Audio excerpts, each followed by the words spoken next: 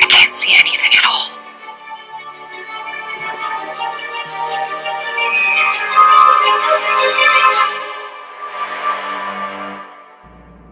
Should you watch the OA?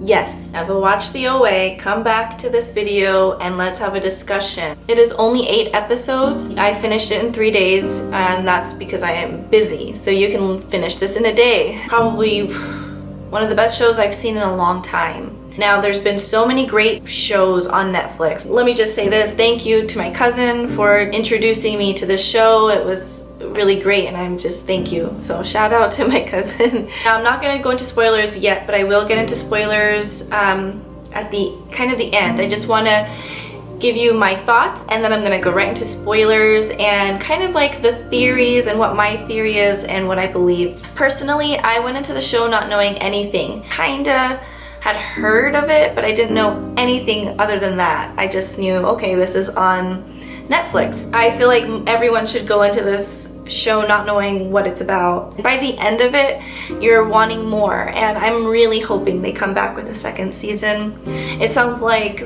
Britt Marling, who stars as Prairie Johnson on the show, she's the co-writer and like producer and everything. I can't say his name, but his name is Zal. They're co-writers and producers, director. We've got one main character and we follow her life, and then through her life we get to meet a bunch of other great characters. This cast is wonderful. Herschel's in it. Scott Wilson. It was a surprise to see him in this show. I was just like, cool, that's really nice. There was a lot of new faces that I have never seen. I've never seen them on screen, and they all did a great job. And it's just a really cool cast.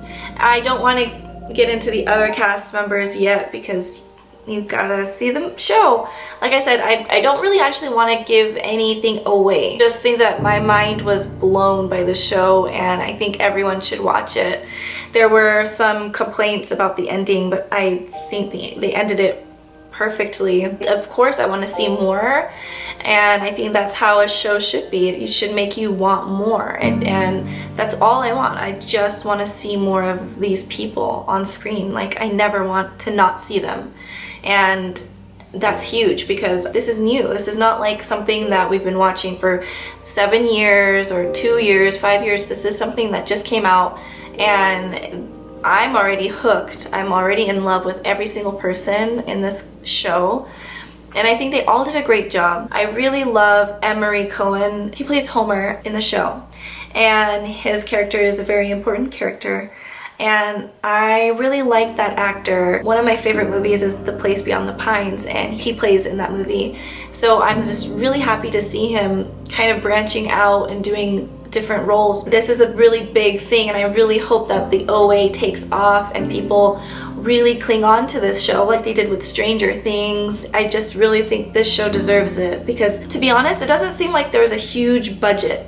So it's really based on the storytelling, the acting, cinematography. This is where I'm going to spoil it. Now, I'm not gonna just say everything that happened in this show. I just want to talk about the theories. Is Prairie the original angel? And is Homer real, or is everything made up? In my opinion, I believe she told the truth. I believe she is an angel, and I believe everything.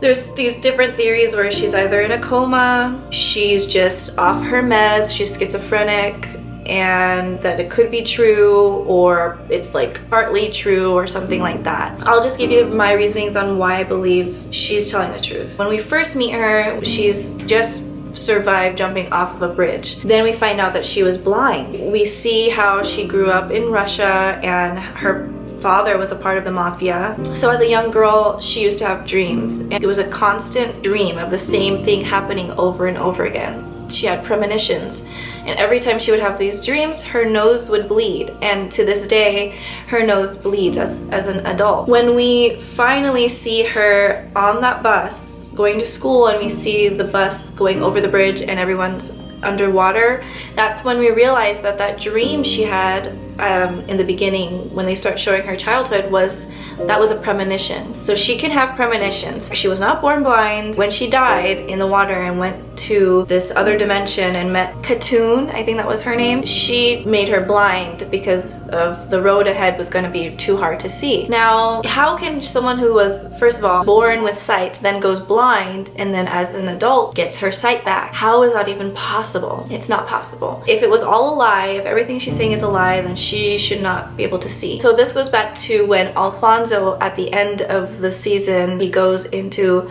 Prairie's room. He finds those books, the original Angels, NDE, near-death experiences, and so he starts to put everything together, and it's like she was not telling the truth the whole time. She was lying and she was just making it all up. It wouldn't make sense for a blind girl to have these books. When she was adopted, why would she get these types of books? It just wouldn't make sense. And afterwards, you know, Alfonso is shaken and he goes to the bathroom, and that's when he looks in the mirror and he sees Homer.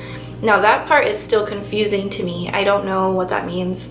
I don't know if that means that in this story Alfonso is becoming Homer and he sees himself like that, because we do know that Homer is real. We saw him on YouTube in the hospital where he had the near-death experience. He is real. That's the only other person we know is real for sure. Then we get to where Alfonso is going downstairs and he runs into the FBI agent, which at first I didn't even put the two together, but after I watched the show and I'm just sitting there and I'm like, wait, why was he even in the room? Why was he in their house? So you start to think, well, does he know about this? Is he involved? There are other experiments going on, because one of Hap's colleagues, or his friend who he ended up killing, was doing the same experiments.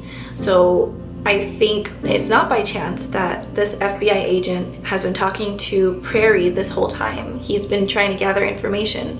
So I'm not really sure who he's working for, but I don't think he's a good guy. I think he did plant those things there.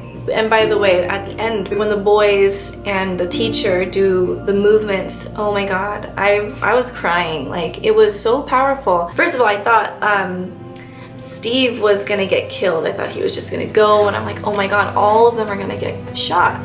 And they break into those movements, and I'm just sitting there like, whoa, this is so beautiful. Like, it came full circle. Remember when she said that whenever you come to me, you have to leave your doors open, which I don't know what that meant or what that signifies. But there was at one point where Buck's father shuts his door.